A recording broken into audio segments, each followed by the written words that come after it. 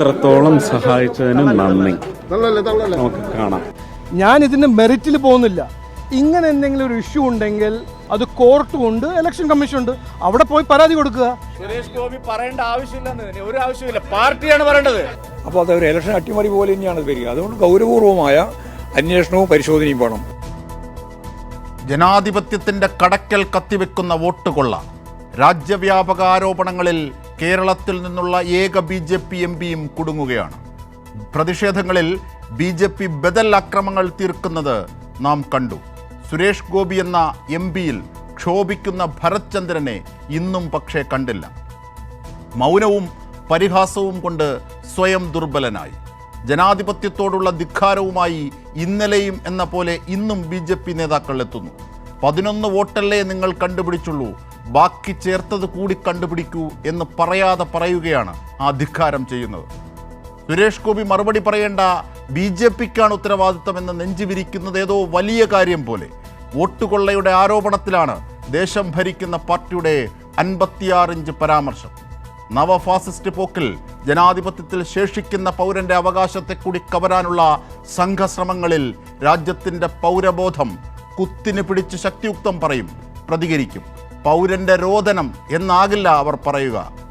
കൊടുങ്കാറ്റിൻ്റെ ശക്തിയിൽ ബോധ്യപ്പെടുത്തിക്കൊണ്ടാകും അവരുടെ പ്രതികരണം.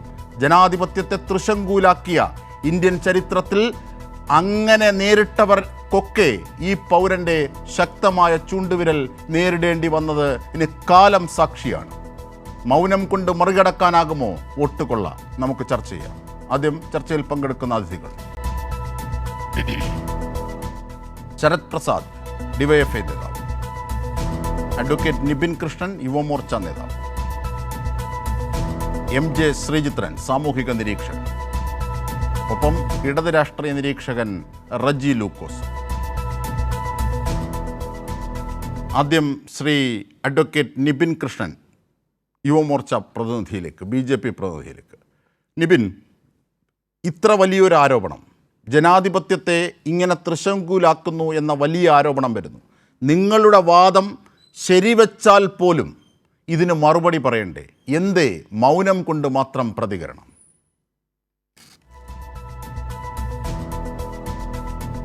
74,686 വോട്ട് നേടി സുരേഷ് ഗോപി ജയിച്ചു എന്നുള്ളത് സത്യമല്ലേ?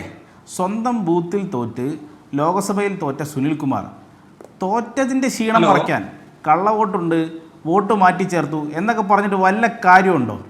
തോറ്റാൽ തോൽവി അംഗീകരിക്കണം, അതാണ് മര്യാദ. അത് വിട്ട് ഒരു കേന്ദ്രമന്ത്രിയുടെ ഓഫീസ് ആക്രമിക്കുക, BJPയുടെ ജില്ലാ പ്രസിഡന്റിൻ്റെ തല പോലീസിനെ കൊണ്ട് അടിച്ചു പൊളിപ്പിക്കുക, ഇത്തരം പരിപാടിയായി ഇറങ്ങാനാണ് CPMൻ്റെ ഭാവമെങ്കിൽ ഞങ്ങൾ അവരെ നിയമപരമായി നേരിടും, കോടതിയിൽ നേരിടും. കോടതി കയറി ഇറങ്ങാനേ CPMന് നേരമുണ്ടാവുള്ളൂ. സ്വന്തം പോലീസിനെ വെച്ച് BJPയുടെ തൃശ്ശൂർ ജില്ലാ പ്രസിഡന്റിന്റെ തലയടിച്ചു പൊളിച്ചു. എവിടെ വെച്ച്? ഇത് തോന്നിയാസല്ലേ? BJPയുടെ ജില്ലാ കമ്മിറ്റി ഓഫീസിൽ വെച്ചാണ്. തൃശ്ശൂരിൽ വെച്ച്. എവിടെ വെച്ച്? എന്തിന്? എങ്ങനെ? തൃശ്ശൂരിൽ വെച്ച്. വളരെ സമാധാനപരമായി അങ്ങ് പോലീസിനെ ന്യായീകരിക്കാൻ ശ്രമിക്കുന്നു. വളരെ സമാധാനപരമായി സമരം ചെയ്തുകൊണ്ടിരുന്ന BJPയുടെ ജില്ലാ പ്രസിഡന്റ് തല CPM പോലീസിനെ കൊണ്ട് അടിച്ചു പൊളിപ്പിച്ചു. എവിടെ വെച്ചാണ് തല അടിച്ചു പൊട്ടിച്ചത്? നിങ്ങളുടെ വാദം ശരിയാണ്, തല അടിച്ചു പൊട്ടിച്ചു എന്നാണെങ്കിൽ തന്നെ എവിടെ വെച്ചാണ്, എങ്ങനെയാണ്? CPIMന്റെ നോക്കൂ, BJP ആരോപണം നേരിടുന്നു. എംപിക്കെതിരായി ജനാധിപത്യ മാർഗത്തിൽ പ്രതിഷേധം നടത്തുന്നു. ഒരു പൗരൻ പാർട്ടി പരിപാടിയുടെ ഭാഗമല്ല, ഒരു പൗരൻ അവിടുത്തെ പൗരരോഷം ആ ബോർഡിൽ കരിയോയിലൊഴിച്ച് ചെരുപ്പുമാലയിട്ട് കാട്ടുന്നു. അദ്ദേഹം പറയുന്നു, ഇത് പാർട്ടി പരിപാടിയല്ല, എൻ്റെ വ്യക്തിപരമായി തൃശ്ശൂപ്പേരൂരിൻ്റെ യശസ്സിനെ കെടുത്തിയതിലുള്ള പ്രതിഷേധമാണെന്ന് പറയുന്നു. അങ്ങനെ ജനാധിപത്യ മാർഗത്തിൽ പ്രതിഷേധങ്ങൾ നടക്കുന്നിടത്ത് അക്രമവുമായി CPIMൻ്റെ ഓഫീസിലേക്ക് ചെല്ലുന്നു. അപ്പോഴല്ലേ പോലീസ് നേരിട്ടത്? ഇങ്ങനെ മാനിപ്പുലേറ്റ് ചെയ്യാതെ, ഇതൊക്കെ നമ്മൾ കണ്ടതല്ലേ? ശ്രീ അഡ്വക്കേറ്റ് നിബിൻ. അല്ലല്ല, CPM ഓഫീസിലേക്ക് പ്രതിഷേധ മാർച്ച് നടത്താൻ പാടില്ലേ? CPMന്റെ ഓഫീസിലേക്ക് MPയുടെ ഓഫീസിലേക്ക് പ്രതിഷേധ മാർച്ച് നടത്താൻ പാടില്ലേ? MPയുടെ ഓഫീസിലേക്ക് പ്രതിഷേധ മാർച്ച് നടത്താൻ പാടില്ലേ? അതിനാണോ ആ പാർട്ടിയുടെ ഒരു രാഷ്ട്രീയ പ്രസ്ഥാനത്തിന്റെ ഓഫീസിന് നേരെയാണോ പ്രതിഷേധവുമായി? പ്രതിഷേധ മാർച്ചല്ലല്ലോ നടന്നത്. പ്രതിഷേധ മാർച്ചല്ല, അത് ശരിയാണ്, അക്രമമായിരുന്നല്ലോ നടന്നത്. 74,686 വോട്ടിന് സുരേഷ് ഗോപി ജയിച്ചു. ശരി, ആ ജയത്തിന്റെ സംശയങ്ങളാണെന്നേ. ആക്രമിക്കുകയാണ്. വന്ന് കയ്യിലേക്കാണ് ആരെങ്കിലും കയ്യിൽ നിബിനെ ആ ജയത്തിന്റെ അക്രമമല്ലേ ആ ജയത്തിന്റെ കണ്ണിലെ കരടുകളല്ലേ എണ്ണി എണ്ണി പുറത്തെത്തുന്നത്? എന്തുകൊണ്ട് സുരേഷ് ഗോപിയുമായി ബന്ധപ്പെട്ടവർ മാത്രം? കൈരളി ന്യൂസ് തന്നെ എത്ര വാർത്തയും തെളിവുകൾ സഹിതം പുറത്തുവിട്ടു. ശാസ്തമംഗലത്ത് വോട്ടുള്ള ആശ്രിതൻ, സുരേഷ് ഗോപിയുടെ ആശ്രിതന് എവിടെ വോട്ട്? എവിടെ വോട്ട്? മാത്രമല്ല ഉണ്ണികൃഷ്ണൻ മാഷിന് എവിടെ വോട്ട്? ഞാനൊന്ന് പറഞ്ഞോട്ടെ, ഓരോരോ തെളിവുകളും ഞാനൊന്ന് പറഞ്ഞോട്ടെ, അങ്ങ് ഇടപെടാതിരിക്കും. പറയൂ, താങ്കൾ പറയൂ, കംപ്ലീറ്റ് ചെയ്യൂ. അല്ലല്ല, ഞാൻ പറഞ്ഞുതരാം. രജിസ്ട്രേഷൻ ഓഫ് ഇലക്ടറൽ റോൾ 1960 പ്രകാരം നിങ്ങൾക്ക് വോട്ടർ പട്ടിക പ്രസിദ്ധീകരിച്ചതിന് ശേഷം എന്തെങ്കിലും തരത്തിലുള്ള ആക്ഷേപം ഉണ്ടെങ്കിൽ 30 ദിവസത്തിനുള്ളിൽ ആ ആക്ഷേപം ഉന്നയിക്കാനുള്ള സാഹചര്യം നൽകിയിട്ടുണ്ട്. എന്തുകൊണ്ട് അപ്പോൾ ഉന്നയിച്ചില്ല? 1.5 വർഷക്കാലം നിങ്ങൾ എവിടെയായിരുന്നു?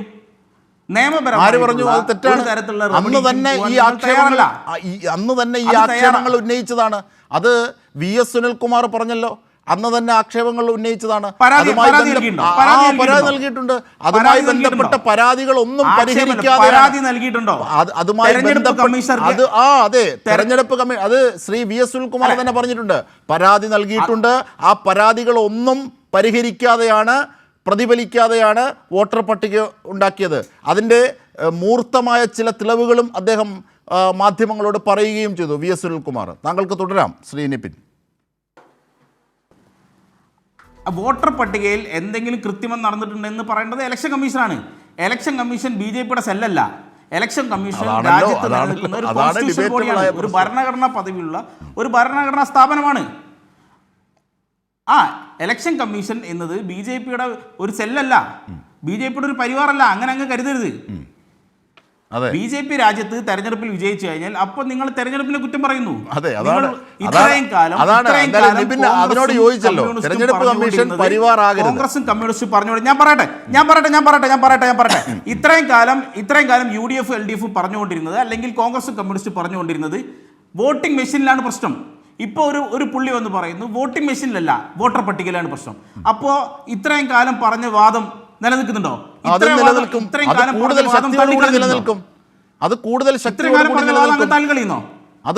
ശക്തിയോട് നിലനിൽക്കും. ഇപ്പോൾ നിബിനെ ഒരാൾ ആക്രമിച്ചു.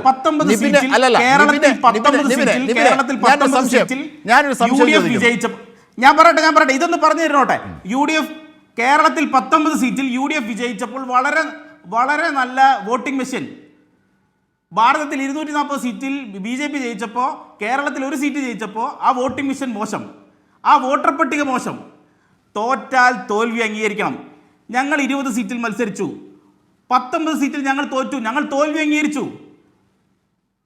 അതാണ് മര്യാദ. ശരി. ആരാണ് ഈ BLOമാർ അപ്പോയിന്റ് ചെയ്യുന്നത്? Revenue department. ഈ സുനിൽകുമാറിന്റെ പാർട്ടിയുടെ കീഴിലുള്ള റവന്യൂ ഡിപ്പാർട്ട്മെന്റ് ഉദ്യോഗസ്ഥന്മാർ, നോൺ ഗസ്റ്റഡ് ഓഫീസർമാരാണ് ഈ BLOമാർ. അവരാരാ അപ്പോയിന്റ് ചെയ്തത്? അപ്പോൾ അവരെന്ത് ചെയ്യരുത്? അവർക്കെതിരെയാണ് ഇലക്ഷൻ കമ്മീഷൻ നടപടി എടുക്കേണ്ടത്. അങ്ങനെ എന്തെങ്കിലും ക്രമക്കേടുണ്ടെങ്കിൽ അവർക്കെതിരെയല്ലേ നടപടി എടുക്കേണ്ടത്? അതായത് പുഴ വന്ന് കടലിൽ ലയിച്ചാൽ പിന്നെ കടലേ ഉള്ളൂ, പുഴയില്ല.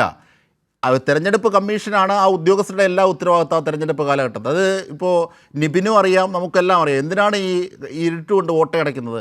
ഞാൻ ചോദിക്കുന്നത് ഒറ്റ കാര്യമാണ്, അതാണോ വിഷയം? BJPക്ക് മേലൊരു ആരോപണം വരുന്നു. നോക്കൂ, ജനാധിപത്യപരമായി തന്നെ ഒരു ഡെമോക്രാറ്റിക് ആംബിയൻസിൽ നിബിൻ ഒരു ആരോപണം BJPക്കെതിരെ വരുന്നു. അതിന് തെളിവുകൾ കാട്ടുന്നു. അതിൻ്റെ തെളിവുകളായി വോട്ടർ പട്ടികയെ ചേർക്കുന്നു. ഒരു ഫ്ലാറ്റിൽ ആ വീട്ടമ്മ അറിയാതെ ആ വീട്ടമ്മയുടെ അഡ്രസ്സിൽ 9 പേർ ചേർക്കപ്പെടുന്നു. അതിൻ്റെ കുട്ടൻസ് നോക്കുമ്പോൾ കൈരളി ന്യൂസ് അടക്കം പുറത്തു കൊണ്ടുവന്നു. അതിൽ ഒരാൾ ആരാണ്? സുരേഷ് ഗോപിയുടെ ഡ്രൈവർ, സുരേഷ് ഗോപിയുടെ ആശ്രിതനായ അജയ്കുമാറാണ് അവിടെ എത്തി വോട്ടിരിക്കുന്നത്. അദ്ദേഹത്തിന് വോട്ട് തിരുവനന്തപുരം കോർപ്പറേഷനിൽ അദ്ദേഹത്തിന് വോട്ട് ശാസ്തമംഗലത്ത്. അതിൻ്റെ തെളിവുകൾ പുറത്തെത്തുന്നു. പ്രസന്ന അശോകൻ എന്ന ആ വീട്ടമ്മ തെളിവ് സഹിതം ഈ കാര്യങ്ങൾ പറയുന്നു.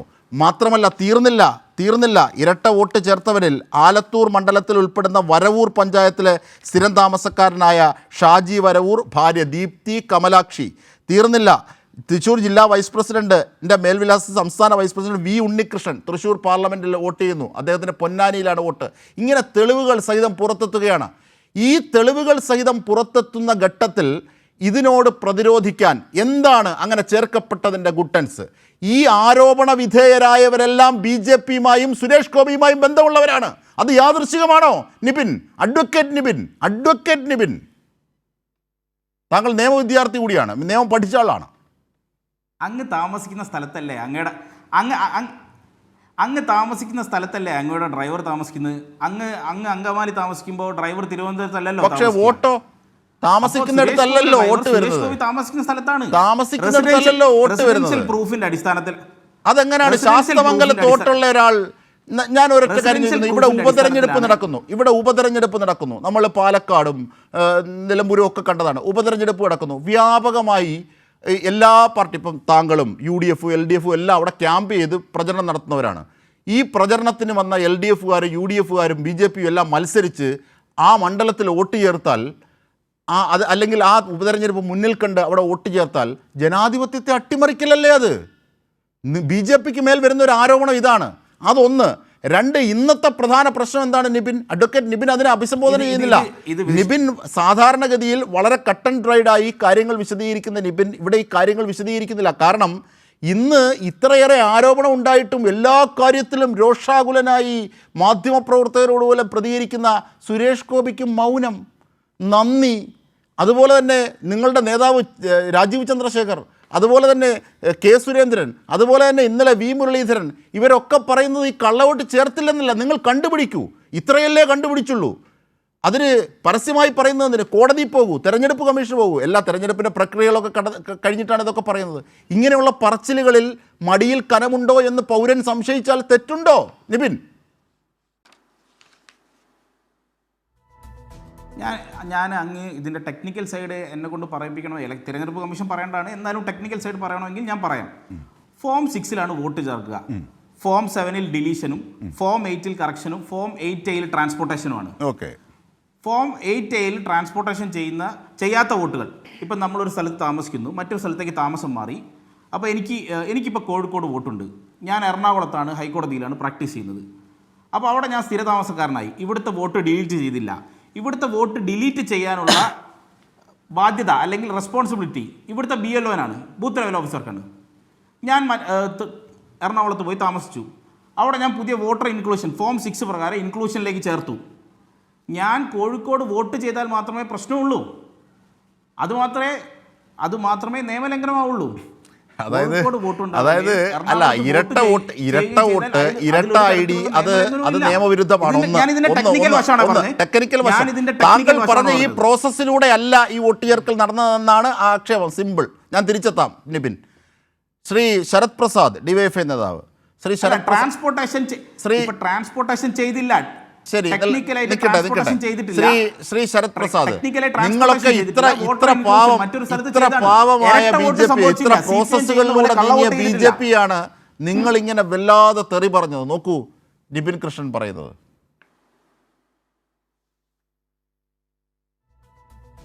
ഞാൻ ഈ നിപിൻ പറഞ്ഞെടുത്ത് തന്നെ തുടങ്ങുകയാണ്. അദ്ദേഹം നേരത്തെ സംസാരത്തിനിടയിൽ പറഞ്ഞു ഈ കോടതിയും അല്ലെങ്കിൽ ഈ തെരഞ്ഞെടുപ്പ് കമ്മീഷനൊന്നും BJPയുടെ ഒരു പരിവാർ അല്ല എന്നുള്ളത്. അത് തന്നെയാണ് അദ്ദേഹത്തെ ഓർമ്മപ്പെടുത്താനുള്ളത്. നമ്മുടെ രാജ്യത്ത് ഈ BJP ഗവൺമെൻറ് അധികാരത്തിൽ വന്നതിന് ശേഷം ഭരണഘടനാ സ്ഥാപനങ്ങളെ, പ്രത്യേകിച്ച് തെരഞ്ഞെടുപ്പ് കമ്മീഷനെ, ചില നീതിന്യായ സംവിധാനങ്ങളൊക്കെ BJPയുടെ ഒരു പരിവാർ സംവിധാനമായി ഉപയോഗപ്പെടുത്തുകയാണ്. ഈ ഉത്തരേന്ത്യയിലൊക്കെ ആണെങ്കിൽ വ്യാപകമായി ഇത്തരത്തിൽ കള്ളവോട്ട് ചേർത്തി തെരഞ്ഞെടുപ്പിനെ അട്ടിമറിക്കുകയും തങ്ങളുടെ പണക്കരുത്ത് കൊണ്ടും മസിൽ പവർ കൊണ്ടുമൊക്കെ തെരഞ്ഞെടുപ്പിനെ അട്ടിമറിക്കുന്ന നിരവധിയായിട്ടുള്ള അനുഭവങ്ങൾ നമ്മുടെ മുമ്പിലുണ്ട്. അപ്പോൾ അതിൻ്റെ ഒരു പരീക്ഷണശാലയാക്കി തൃശ്ശൂരിനെ മാറ്റാനുള്ള പരിശ്രമമാണ് BJPയുടെ നടത്തിയിട്ടുള്ളത്. ഇവിടെ പുറത്തു വരുന്ന വാർത്തകളെന്ന് പറഞ്ഞാൽ വളരെ നഗ്നമായിട്ടുള്ള കള്ളവോട്ട് ചേർത്തലാണ്. ഇപ്പോൾ ഇവിടെ തന്നെ തൃശ്ശൂരിൽ വ്യാപകമായി ചർച്ച ചെയ്യപ്പെട്ടതാണ്. പൂങ്കുന്നത്തെ ക്യാപിറ്റൽ വില്ലേജ് എന്ന് പറയുന്ന അപ്പാർട്ട്മെൻറ്റിൽ, അവിടെ ഒരു 4C ഫ്ലാറ്റിൽ 10 വോട്ടാണ് ചേർത്തിരിക്കുന്നത്. പ്രസന്ന എന്ന് പറയുന്നൊരു വീട്ടമ്മയാണ്, അവിടെ ആകെ ഒരു വോട്ടാണുള്ളത്. അവർക്കറിയില്ല ഇതാരൊക്കെയാണ്. അന്ന് തന്നെ പരാതി കൊടുത്തു. അന്ന് തന്നെ അവിടുത്തെ CPIMൻ്റെയും മറ്റ് പ്രസ്ഥാനങ്ങളുടെയും പ്രവർത്തകർ പരാതി കൊടുത്തു. ഈ പ്രസന്ന പരാതി കൊടുത്തു. പക്ഷേ തെരഞ്ഞെടുപ്പ് കമ്മീഷനോ വരണാധികാരിയോ യാതൊരു തരത്തിലും റെസ്പോണ്ട് ചെയ്യാൻ തയ്യാറായില്ല. അപ്പോൾ കഴിഞ്ഞ പാർലമെൻറ്റ് തെരഞ്ഞെടുപ്പിൽ നമ്മുടെ രാജ്യത്ത് പ്രധാനമന്ത്രി ഉൾപ്പെടെ, ഇന്ത്യയിലെ ആഭ്യന്തരമന്ത്രി അമിത്ഷാ ഉൾപ്പെടെ പ്രധാനപ്പെട്ട BJPയുടെ നേതാക്കന്മാർ തെരഞ്ഞെടുപ്പിന് ചട്ടവിരുദ്ധമായി പ്രവർത്തിച്ചിട്ട് പോലും അതിനെതിരായി ഒരു അക്ഷരം മിണ്ടാൻ, പ്രതികരിക്കാൻ ശേഷി കാണിക്കാത്ത തെരഞ്ഞെടുപ്പ് കമ്മീഷനാണ് ഇന്ന് ഇന്ത്യയിൽ ജീവിച്ചിരിക്കുന്ന തെരഞ്ഞെടുപ്പ് കമ്മീഷൻ.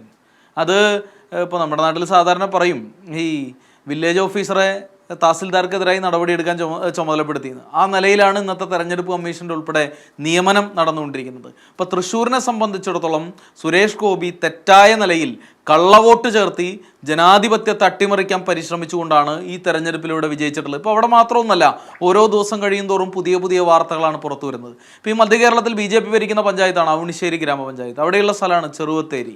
ഇതേപോലെ തന്നെ അവിടുത്തെ ഒരു BJPയുടെ നേതാവ് അനിൽകുമാർ എന്ന് പറയുന്ന ഒരു വ്യക്തിയുടെ നേതൃത്വത്തിൽ 17ഓളം വോട്ട് ഇതേപോലെ കള്ളവോട്ട് ചേർത്തി എന്നുള്ള വാർത്തയാണ് ഇന്ന് പുറത്തു വരുന്നത്. ഇങ്ങനെ വ്യാപകമായി സുരേഷ് ഗോപിയുടെ സന്തത സഹചാരികൾ, അദ്ദേഹത്തിൻ്റെ കുടുംബാംഗങ്ങൾ, ഇവരെല്ലാം ഇരട്ട വോട്ട് ചേർത്താണ്. മറ്റു ജില്ലയിൽ വോട്ടുള്ള ആളുകൾ, ഇവിടെ സ്ഥിരതാമസക്കാരില്ലാത്ത ആളുകൾ വ്യാപകമായി വോട്ട് ചേർത്താണ്. ഇപ്പോൾ തൃശ്ശൂർ ജില്ലയിൽ തന്നെ അടഞ്ഞുകിടക്കുന്ന അപ്പാർട്ട്മെൻറ്റുകൾ, അടഞ്ഞുകിടക്കുന്ന ഫ്ലാറ്റുകൾ, ഇത് കേന്ദ്രീകരിച്ച് വ്യാപകമായി വോട്ട് ചേർത്തൽ, കള്ളവോട്ട് ചേർത്തൽ കഴിഞ്ഞ പാർലമെൻറ്റ് തിരഞ്ഞെടുപ്പിൽ ഇവർ നടത്തിയിട്ടുണ്ട് എന്നുള്ളതാണ് ഇതിൻ്റെ യാഥാർത്ഥ്യം.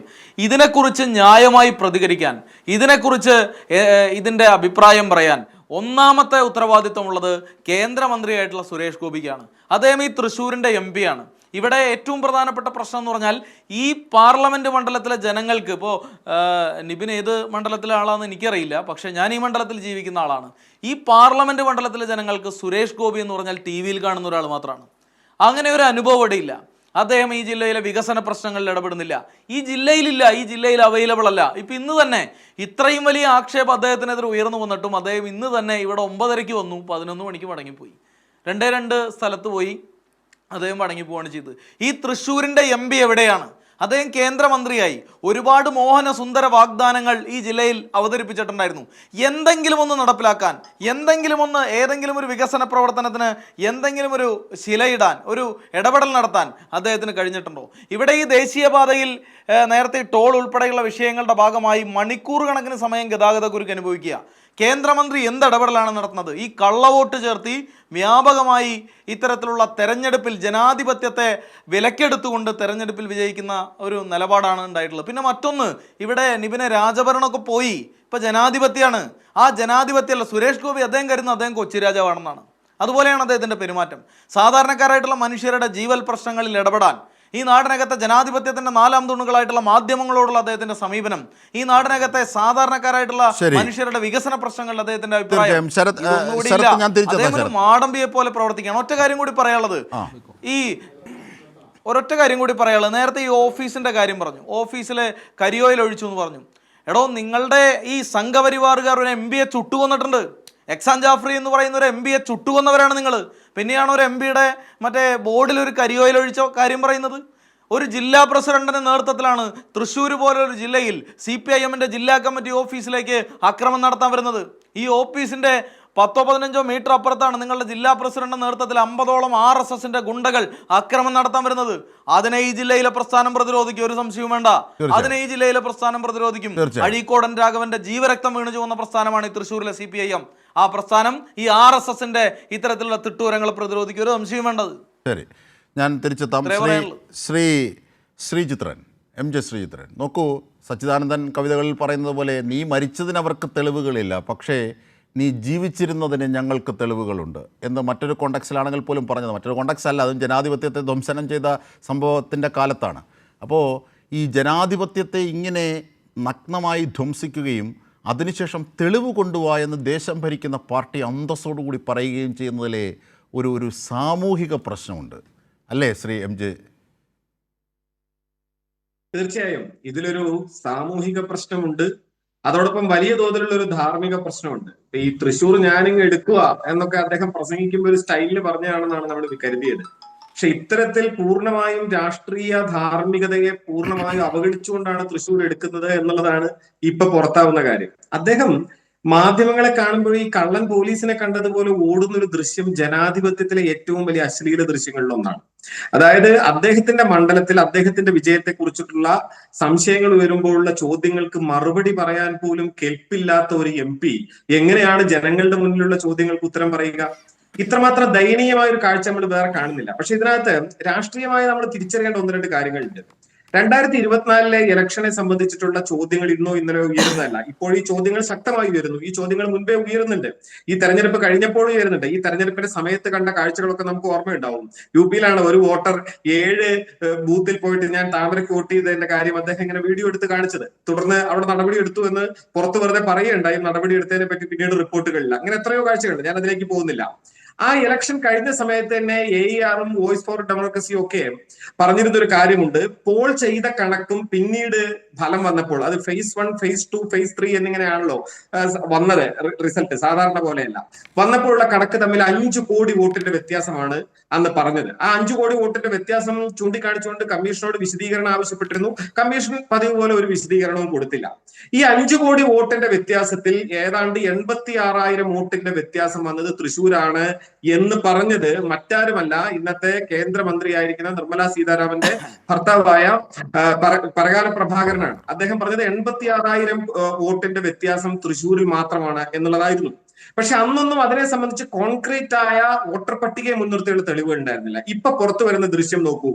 അദ്ദേഹത്തിന്റെ സഹോദരൻ സുഭാഷ് ഗോപിക്ക് എവിടെയൊക്കെ വോട്ടുണ്ടെന്ന് സുഭാഷ് ഗോപിക്ക് അറിയില്ല. അദ്ദേഹം ഇങ്ങനെ ഒരുപാട് സ്ഥലങ്ങളിൽ ഒന്നിച്ച് പ്രത്യക്ഷപ്പെടുന്ന ഒരാളാണ്. തൃശ്ശൂർ വോട്ടുണ്ട്, കൊല്ലത്ത് വോട്ടുണ്ട്, തിരുവനന്തപുരത്ത് വോട്ടുണ്ടാവാൻ സാധ്യതയുണ്ടെന്നാണ് അദ്ദേഹം തന്നെ പറയുന്നത്.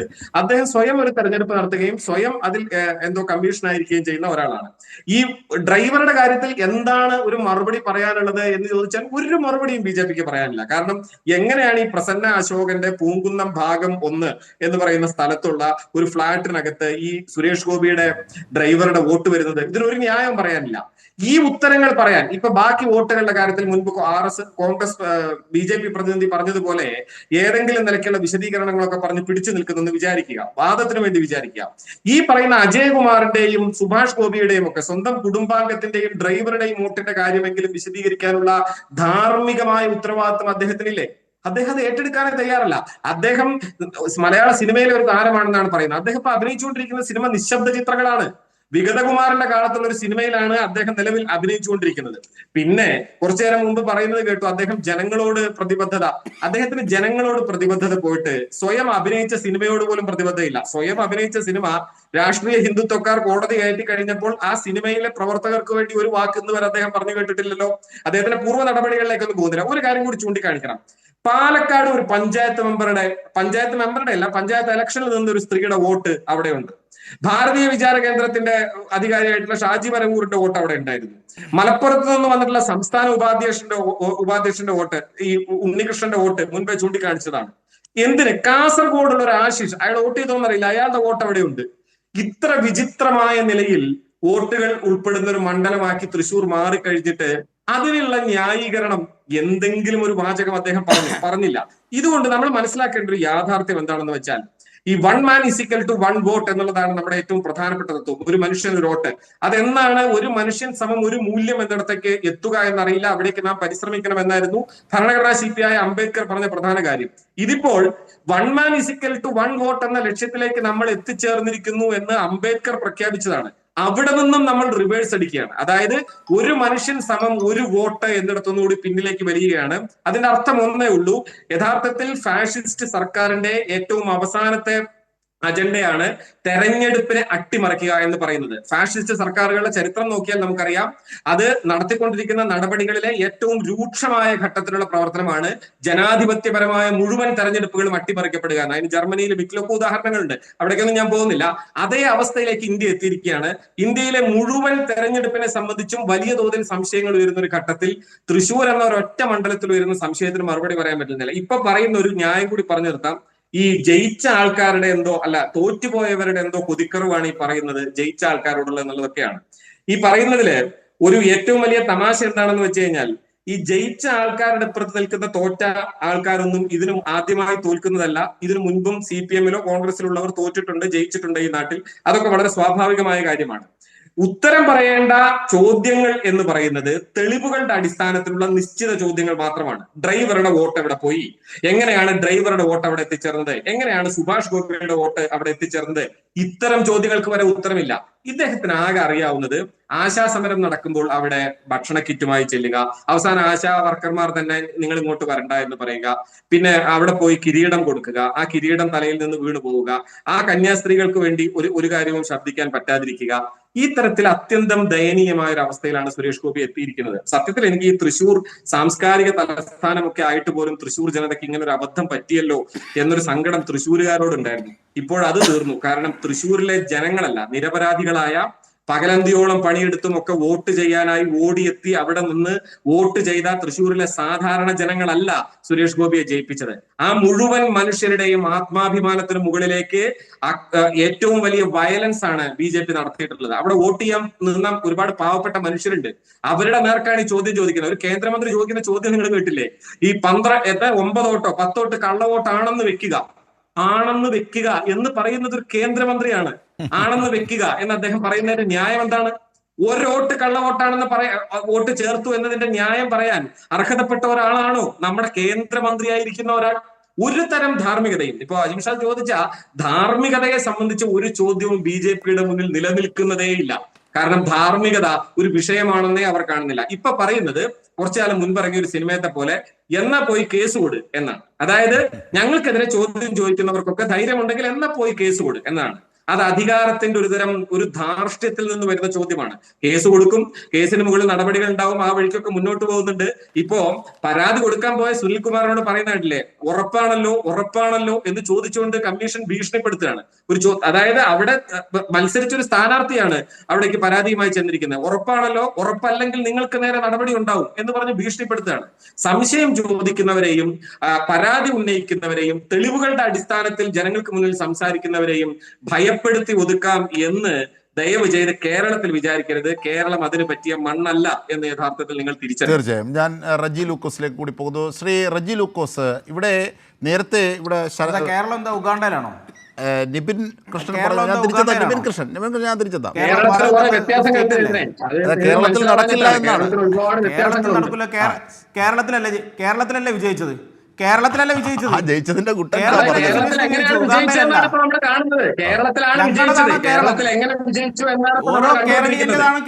ഒരു സ്ഥലത്ത് വിജയിക്കുമ്പോൾ ന്യായമായി ജയിക്കാനെങ്കിലും അറിയണം. അത് സുരേഷ് ഗോപി കേരളം പോലെ എന്റേത് കൂടെയാണ് കേരളം.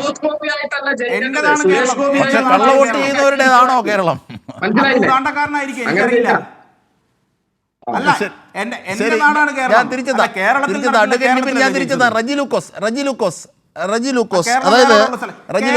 സ്വതന്ത്ര റിപ്പബ്ലിക് ഒന്നല്ല കേരളം, അങ്ങനെ സ്വതന്ത്ര റിപ്പബ്ലിക് ഒന്നല്ല. ആ ധാരണ ഉണ്ടെങ്കിൽ അങ്ങ് വിട്ടേക്ക്. നിങ്ങൾക്ക് ഇഷ്ടമുള്ള ഓരോ കാര്യങ്ങൾ എന്റെ വായിലേക്ക് തിരികെ അല്ല, ബീഹാറിൽ നടത്താമെങ്കിൽ കേരളത്തിൽ നിരവധി മുനിസിപ്പാലിറ്റികളും പഞ്ചായത്തുകളും ഭരിക്കുന്ന പാർട്ടിയാണ് BJP. 20% വോട്ടുള്ള പാർട്ടിയാണ്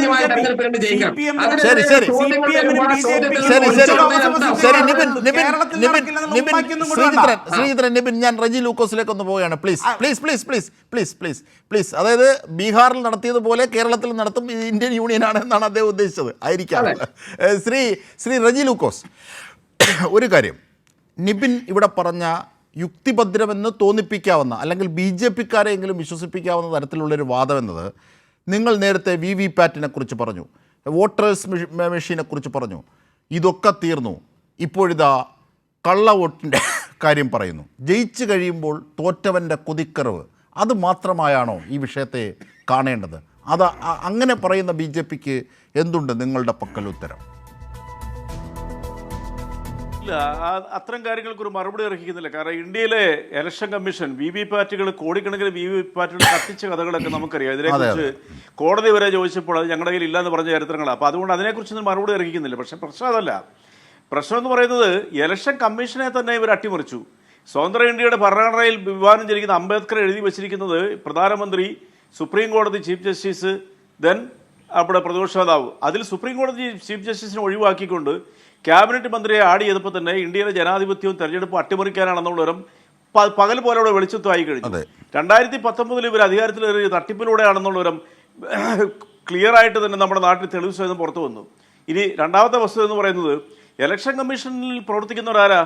ഇവരുടെ കീഴിൽ വർക്ക് ചെയ്തിരിക്കുന്ന ഇവരുടെ ഉപാസകരാണ് ഇപ്പോൾ ഇലക്ഷൻ കമ്മീഷൻ പ്രവർത്തിക്കുന്നത്. TN ശേഷനൊക്കെ ഇലക്ഷൻ കമ്മീഷനായിരുന്ന ഒരു കാലത്തോടെയാണ് ഈ ജനാധിപത്യം കടന്നുപോയെന്ന് ഓർക്കുമ്പോഴത്തേക്കും ഇന്ത്യൻ ജനാധിപത്യത്തിനെ ചവിട്ടി മതിച്ച് അസ്തമിപ്പിക്കുന്നതിൻ്റെ എല്ലാവിധ തെളിവുകളും പുറത്തു വന്നു.